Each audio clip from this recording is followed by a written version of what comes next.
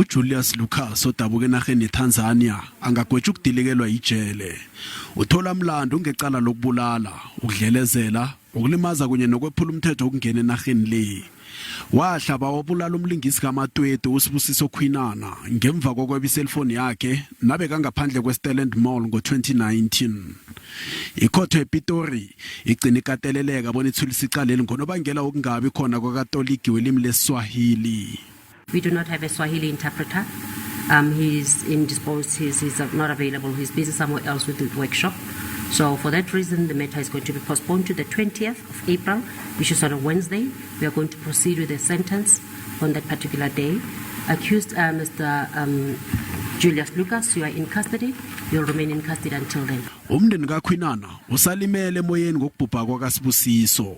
Nokho uyathokoza epholiseni beliphenya icaleli bekwagcina kubotshwa umuntu.